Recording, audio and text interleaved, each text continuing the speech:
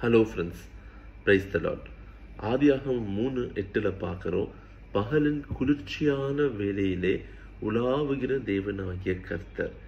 So தேவனாகிய கர்த்தர் நம்மோடு உலாவ விரும்புகிறார், அதாவது நடக்க விரும்புகிற தேவனாக இருக்கிறாரு.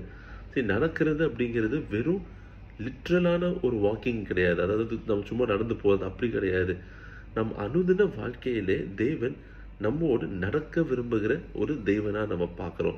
நம்ம இந்த சீரீஸில் லைக் இயேசு கிறிஸ்துவானவர் பழைய ஏற்பாட்டில் மறைக்கப்பட்டிருக்கிறத நம்ம தியானிச்சுட்டு வரோம். ஸோ இந்த பழைய ஏற்பாட்டில் ஆதாமோடு அந்த குளிர்ச்சியான வேலையிலே நடக்க விரும்பினது கர்த்தராகிய இயேசு கிறிஸ்துவம். இதே சம்பவம் புதிய ஏற்பாட்டில் நம்ம எங்கே பார்க்கலாம் அப்படின்னா லூக்கா 24:15 பார்க்குறோம். இதில் என்ன நடக்குது அப்படின்னா, இயேசு கிறிஸ்துவான் இப்போ மரித்து உயிர் தெழுந்துட்டாரு. அவர் உயிர் தெழுந்ததுக்கு பின்பதாக எம்மா ஊரில் இருக்கிற 2 சீஷர்கள் நடந்து கொண்டு போகிறாங்க. அந்த நடந்து கொண்டு போகிற அந்த 2 சீஷர்களோடு இயேசுவானவர் என்ன பண்ணுறாங்கன்னா இணைத்து கொள்கிறாங்க. இப்போ ஆதாம் பாவம் செய்தது நிமித்தமாய் அவன் இயேசுவானவருடைய முகத்தையே பார்க்க முடியல, தன்னை ஒழித்து கொண்டான்ட்டு பார்க்குறோம். அவனால தன் பாவத்தின் நிமித்தமாய் இயேசு கிறிஸ்துவானவரோட நடக்க முடியல. ஆனால் இந்த எம்மாவூர் சீஷர்கள் இயேசுவோடு பேசிக்கொண்டு நடந்துட்டு இருந்தாங்க. அவங்க என்ன சொல்றாங்கன்னு பார்த்தீங்கன்னா லூக்கா 24:29 பார்க்குறோம். இயேசு கிறிஸ்துவ சொல்றாங்க, நீங்க போகாதீங்க, கொஞ்ச நாள் வேணா எங்க வீட்டில் தங்கிருங்க, இருண்ட வேலை ஆயிடுச்சு. அவங்க பேசுவது இயேசு கிறிஸ்துவான என்பது அப்போ அவங்களுக்கு தெரியாது. ஆனாலுமே அந்த ஒரு தாக்கம் இதான். இவ்வளவு நேரம் நம்ம கூட பேசிட்டு இருந்திருக்காங்க ஒருத்தர், நீங்க எங்க கூட என்ன பண்ணுங்க, இந்த இரவை எங்களோடு கழித்து விட்டு நாளைக்கு வேணா போங்க அப்படின்னு சொல்லி என்ன பண்றாங்கன்னா இயேசுவை தரிக்க கூப்பிடுறாங்க. நம்ம இயேசுவோடு பேசும்போது ஒரு அனுபவம் நமக்கு என்ன வரும் அப்படின்னா, அவரை விடுறதுக்கான மனசே நமக்கு வராது. அவரோட நடக்கிற ஒரு வாழ்க்கையோட ஒரு பெரிய பலன் என்ன அப்படின்னா, அவரோட நடக்க பழகிட்டோம் அப்படின்னா, இல்லைன்னா அவரோட நடக்க நம்ம அதை பிடிச்சிருச்சு அப்படின்னா நம்மளால விட முடியாது. நீங்க கொஞ்ச நேரம் நீங்க தங்குங்க, இன்னும் கொஞ்ச நேரம் பேசுங்க, நமக்குள்ள அந்த வாஞ்சை வரும். அது மாத்திரம் இல்லை, இயேசு கிறிஸ்துவானவர் நம் வாழ்க்கையில நம்மோட நடக்கிறார் அப்படின்னா அவர் சும்மா என்ன பண்ண மாட்டாரு, வெறும் கதைகளையோ இல்லை வீண் கதைகள் அதெல்லாம் கர்த்தர் நம்ம கூட பேச மாட்டாரு.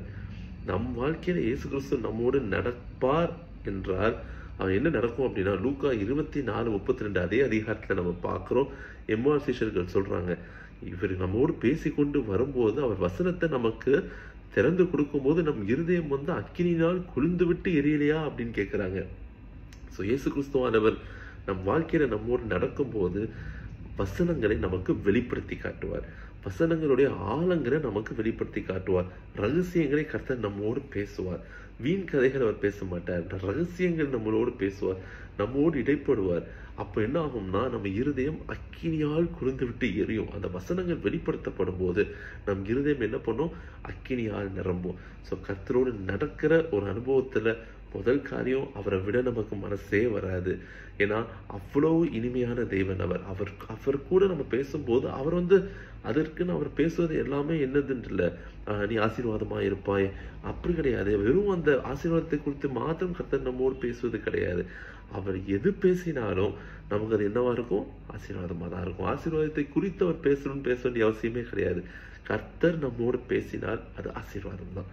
அதே போல 2வது காரியம், நம்மோடு அவர் நடக்கும் போது என்ன நடக்கும் அப்படின்னா வசனங்களுடைய ஆழங்களை நமக்கு என்ன பண்ணுவார்னா கற்றுக் கொடுப்பாரு. வசனங்களுடைய ஆழமான ரகசியங்களை நமக்கு கற்றுக் கொடுப்பாரு. நம்ம இதே மாதிரி கர்த்தரோடு நடந்த இன்னொருத்தரை குறித்து நம்ம பார்க்கலாம். ஆதியாகமம் 5:24 பார்க்கிறோம். ஈனோக்கு கர்த்தரோடு சஞ்சரித்து கொண்டிருந்தான். ஈனோக் வாக் வித் காட் அப்படின்ட்டு இருக்கு. ஸோ அவர் கர்த்தரோடு சஞ்சரித்து கொண்டிருந்தான். ஸோ அப்படி இருக்கும்போது ஈனோக் தன் வாழ்நாளில் அதிகமான பகுதியை என்ன பண்ணான்னா கர்த்தரோடு சஞ்சரித்தான். கர்த்தரோடு இவ்வளோ நாள் அவன் சஞ்சரித்ததுல கர்த்தர் அவனுக்கு எந்த காரியத்தை குறித்து பேசினார் அப்படிங்கிற ஒரு வசனம் நமக்கு வேதாகமத்தில் குறிப்பிடப்பட்டிருக்கு. நமக்கு ஜூட் 1:14 நம்ம பார்க்கிறோம்.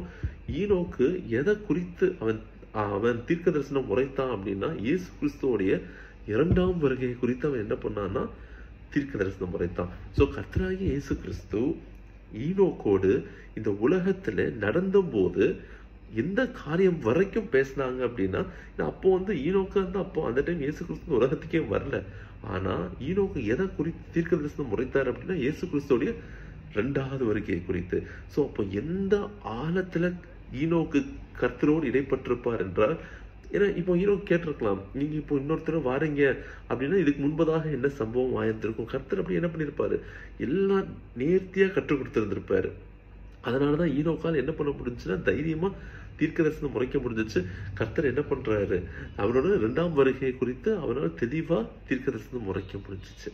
ஸோ நம்மளும் நம்ம கர்த்தரோடு நெருங்கி இருக்கும் போது கர்த்தர் தன்னுடைய வசனத்தின் ஆழமான ரகசியங்களை நமக்கு கற்றுக் கொடுப்பார். அவர் நம்மோடு அனுதினமும் நடக்க விரும்புகிற தெய்வன். இன்னும் ஒரு வசனம் ரொம்ப அழகான கதை முடிச்சிச்சு. லைக் மத்தேயு 5:41 நம்ம பார்க்குறோம். இந்த ஊமை என்ன குறிக்குது அப்படின்னா, ஒருவன் உன்னை 1 மைல் தூரம் வர பலவந்தம் பண்ணினால் அவனோடு 2 மைல் தூரம் போ. இதான் அந்த வார்த்தை, அந்த வசனம். ஆனா இந்த வார்த்தையில ஒரு காரியம் என்ன அப்படின்னா, இயேசு கிறிஸ்துவானவர் இந்த ஊமையை சொல்லும் போது அவர் எதுக்கு சொல்றாரு அப்படின்னா, ஒருவேளை உங்களுக்கு யாராவது 1 மைல் தூரத்துக்கு உதவி கேட்கறாங்கன்னா நீங்க அந்த எக்ஸ்ட்ரா 1 மைல் போய் அவங்களுக்கு உதவி பண்ணுங்க. அந்த வசனத்தோட அர்த்தம் அது. ஆனா அது யோசித்து பார்த்தோம் அப்படின்னா, இயேசு கிறிஸ்துவானவர் சொல்றாரு 1 மைல் தூரமாவது என்ன பண்ணுங்க, யாராவது வர பண்ணினாங்கன்னா இன்னும் 1 மைல் தூரம் அவங்க கூட போங்க. கர்த்தர் இந்த நடக்கிறத குறித்து அதில் நம்ம பேசுறாரு. அதாவது இப்போ நம்ம நடக்கிறோம் அப்படின்னா, இப்போ 1 மைல் தூரம் நடக்கிறோம் அப்படின்னா இன்னும் 1 மைல் தூரம் கூட என்ன பண்ணுங்க, போங்க. எம்மாவூர் சீஷர்கள் அதை தான் செய்தாங்க. இயேசு கிறிஸ்துவானவர் கூட கொஞ்சம் தூரம் வந்தாங்க. அதற்கப்புறம் இன்னும் 1 மைல் தூரம் போய் எங்களோட வீட்டுக்கு வாங்க. அந்த வீட்டுக்கு வந்த அந்த அனுபவத்துல தான் என்ன ஆச்சு அப்படின்னா, அவங்களுக்கு இயேசு கிறிஸ்துவானவர் யார் என்பது வெளிப்படுத்தப்பட்டுச்சு. ஏன்னா அப்ப பிற்கும் போது அவர் யார் என்பது தன்னை வெளிப்படுத்தினார். ஸோ அப்படி இருக்கும்போது இயேசு கிறிஸ்துவானவருடைய ஒரு இயக்கம் என்ன அப்படின்னா, அவர் நம்மோடு நடக்க விரும்புகிறாரு. அனுதின வாழ்க்கையில இயேசு கிறிஸ்துவானவர் இந்த உலகத்தில் அவர் படைத்த போது அநேக மிருக ஜீவன்களை படைத்தாரு, அநேக இந்த பிளான்ஸ் அனிமல்ஸ் எல்லாத்தையும் படைச்சாரு. ஆனா அவர் பேச விரும்புகிறது யார் அப்படின்னா, அவரோடு சாயலாய் இருக்கிற, அவர் தன் சாயல் உண்டாக்கின மனுஷனோடு தான் பேச விரும்புகிறார். அவர் நம்மோடு பேச விரும்புகிறார். அதற்காக தான் நம்ம படைத்தார். அவர் நம்மோடு நடக்க விரும்புகிறார். நாம் இன்றைக்கு அவரோடு நடக்க விரும்புகிறோமா? நடக்கிறோம், நடக்கல ரெண்டாவது, நடக்க விரும்புகிறோமா? அந்த விருப்பம் நமக்குள்ள இருக்கா? நிறைய பேர் நம்மளும் இன்றைக்கு என்னன்னா, கர்த்தரோடு நடந்தா நம்ம நிறைய காரியங்கள் இழக்க வேண்டியது இருக்கும் அப்படிங்கிறது நமக்கு தெரிஞ்சுதான் கர்த்தர்கிட்ட நம்ம போகாம இருக்கிறோம்.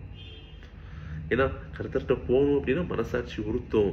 கர்த்தர்கிட்ட ஒருவேளை நான் போறேன் அப்படின்னா என்னமோ எனக்கு லைக் நான் செய்யறது தப்பு, அது உணர்த்தப்பட்டுட்டே இருக்கும். இதை பயந்து நிறைய பேர் கர்த்தர்கிட்ட நம்ம போறதே கிடையாது. நிறைய பேர் கர்த்தர்கிட்ட வரவே பயப்படுறோம். ஐயோ கர்த்தரை ஆதாம் பயந்தான், தன் செய்த பாவத்தை நிமித்தமாய் ஆதாம் கர்த்தரிடத்துல வரவே பயந்தான். அதே போலதான் நம்மளும் என்ன பண்றோம், இன்னைக்கு நமக்கு பயங்கள்லாம் கிடையாது. நம்ம என்ன சொல்றோம் அப்படின்னா, கர்த்தர்கிட்ட போனா அதை பண்ண முடியாது, ஏன்னா கர்த்தர் நம்மளை பண்ண விட மாட்டாருன்னு தெரியும். அதனால என்ன பண்றது கிடையாது. நிறைய பேர் போறதே கிடையாது, நடக்க விரும்புறதே கிடையாது. ஆனா நமக்காக ஒருத்தர் என்ன பண்ணிட்டு இருக்காருன்னா, காத்து கொண்டு இருக்கிறாரு. அவர் நம்மோடு பேச விரும்புகிறாரு. நம்மளுடைய காரியங்களை என்ன பண்றாரு, நம்மளுக்கு வசனங்களின் ஆழங்களை விளக்கி காட்ட அவர் விரும்புறாரு. தன்னை வெளிப்படுத்த அவர் விரும்புறாரு. அவருடைய சுபாவம் இயேசு கிறிஸ்துவை பத்தி நம்ம வாழ்க்கையில நம்ம அறிஞ்சது ரொம்ப ரொம்ப ரொம்ப ரொம்ப கம்மி. அவர் இன்னும் அவ்வளவு இனிமையான தேவன். நம்ம அதை இன்னும் உணரதான். யாருமே இயேசு கிறிஸ்துவோட நான் 100% படிச்சிட்டேன்னு சொல்லவே முடியாது. ஏன்னா அவர் அவ்வளவு இனிமையான தெய்வன். நம்ம இயேசு கிறிஸ்துவானவரை இவ்வளவு ஸ்வீட்டானவர் அப்படின்னு சொல்லி நம்ம நினைக்கிறோம் அப்படின்னா, நம்ம நடக்க தெரியும் அவர் இன்னும் இனிமையானவர். அவரோட நடக்கும் போது அந்த அனுபவம் என்ன இருக்கும் அப்படின்னா, இன்னும் இனிக்க ஆரம்பிக்கும். இன்னும் நம்ம நினைப்போம், இதான் நம்மளோட அந்த த்ரெஷோல்ட் நினைப்போம். இவ்வளவுதான் கர்த்தரோட ஸ்வீட்னஸ், இவ்வளவுதான் கர்த்தர் இனிமையானவர் நம்ம நினைச்சோம் அப்படின்னா, அவரோட நம்ம பழக ஆரம்பிச்சோம் அப்படின்னா நமக்கு தெரியும் நம்ம வச்சிருந்த லிமிட்லாம் ஒண்ணுமே கிடையாது, இவர் அதற்கும் மேலானவர் அப்படின்னு. ஆனா இதை நம்ம எப்போ புரிஞ்சு கொள்ள முடியும் அப்படின்னா, அவரோட நடக்கும்போது. இதோ இயேசு கிறிஸ்துவானவர் நிறைய அற்புதங்கள் செய்தாங்க, நிறைய அற்புதங்களை செஞ்சாங்க. இந்த அற்புதங்களை பெற்றுக்கொண்ட சீஷர்கள், அற்புதம் பெற்றுக்கொண்ட மற்ற மக்கள்லாம் என்ன சொல்லியிருப்பாங்க, எவ்வளவு நல்லவர், எவ்வளவு இனிமையானவர், நமக்கு சுகம் கொடுத்தாரு, நமக்கு பலன் கொடுத்தாரு. இதை சொல்லிட்டு அற்புதம் பெற்றவங்க கிளம்பி போயிட்டாங்க. ஆனா கூடயே இருந்தது 3 வருஷம் கூடயே இருந்து நடந்தது யாருன்னா சீஷர்கள். அந்த சீஷர்கள்ட்ட போய் கேட்டீங்கன்னா அவங்க சொல்லுவாங்க, கர்த்தர் உண்மைக்குமே எவ்வளவு இனிமையானவர் அப்படின்னு. சீஷர்கள் வாழ்க்கையில பெரிய சுகமா அற்புதமா அவங்க காணலனாலுமே இயேசுவோடு நடந்த அந்த அனுபவம் அவர்களை என்ன பண்ணுச்சு, அவர்களை உருமாற்றுச்சு, அந்த டிரான்ஸ்ஃபார்ம் பண்ணுச்சு. ஸோ நம் வாழ்க்கையிலையும் நாம் இயேசு கிறிஸ்துவானவர் நம்மோடு நடக்க விரும்புகிறாரு. நம்மளும் அவரோடு நடக்க விரும்புகிறோமா? God bless you.